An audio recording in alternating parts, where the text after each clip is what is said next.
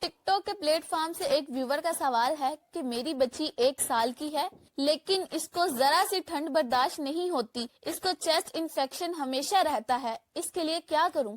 जिन बच्चों में कुव्वत मुदाफियत की कमी हो वो अक्सर ऐसे मसाइल से दो चार रहते हैं।